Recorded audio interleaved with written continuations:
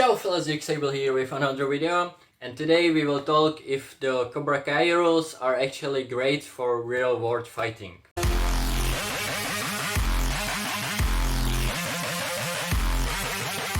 I'm a martial artist myself, but I'm also a really big geek into TV shows and movies. So I binge watched the 3 seasons of Cobra Kai right now, and it really gives you the chills to focus more on fighting, and it gets you thinking when you're a martial artist if actually something from the TV show can be used in your techniques and the real world fighting. In season 3 we've got a little bit backstory on Chris, and that he actually isn't really a bad guy.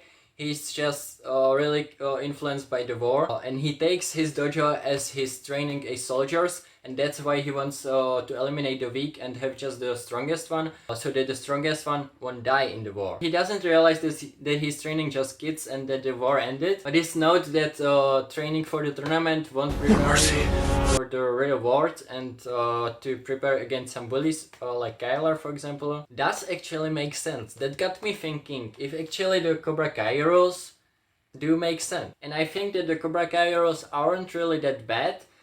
They just need to add some more context to it for the students not to become bullies and to become better fighters. I will show you what I mean right away. Strike hard, but smart. Strong punches are definitely a game changer in a fight. Even Daniel LaRusso got stronger when he joined Cobra Kai, but you also have to think before you strike, so that your opponent doesn't use your strength against you, like for example Dimitri did in the season 2 fight against Hawk, and then you know what happened.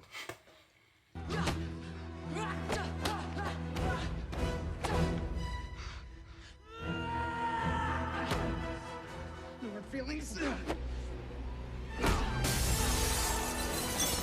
Chris actually does try to teach them that. If your mind is agile, so are you. That's the best way to beat your enemy. Not just with brute strength, but you have to fight smart. Do that, and you will always come out on top. When he tells them to think smart, that even when the school counselor is there to make sure that no fights will happen, that they can still fight against them, just they need to think more about it, and they actually did that. Yeah, like you'll start anything, princess.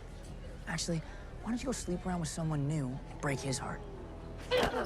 What's going on here, Ms. LaRusso? You know our new guidelines against physical contact. Did she enter your personal bubble without your verbal consent? Yeah, she definitely triggered me in my safe space. But in most cases, the Cobra Kai fighters just go head first into the fight, and with throwing the punches without really thinking before it. Strike first.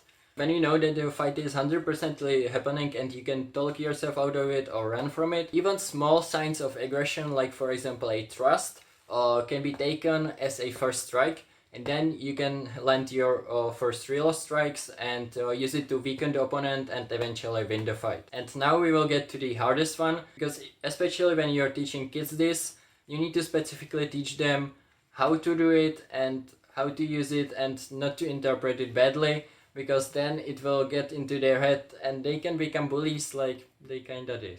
No mercy, but honor. We can see these examples throughout the entire show. For example, in the beginning of season 2, when Johnny saw how Miguel and Hawk changed and they wanted to use every chance to win, he tries to tell them that when the opponent is weaker or injured, it is a really pussy move to destroy them. And this example is Hawk breaking Dimitri's arm.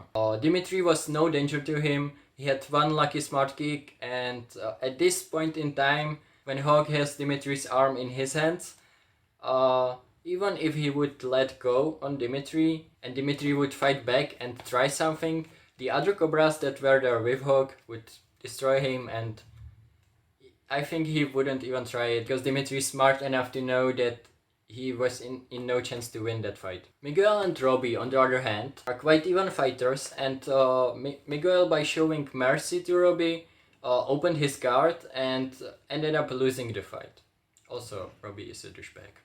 Miguel should have first made sure that Robbie can't fight back or just stand in a defensive position, and if Robbie would try something, he would just get him back to where he was before or just disable him some other way. But this way, when he just let him go and remembered what Johnny told him, that he didn't want to be a Robbie, and he just let him go, and maybe when he told him that he's sorry, it maybe made Robbie even more angry with him. So when the fighter against you is a even fighter or nearly even fighter, always make sure that when you let him go, he won't fight back at you.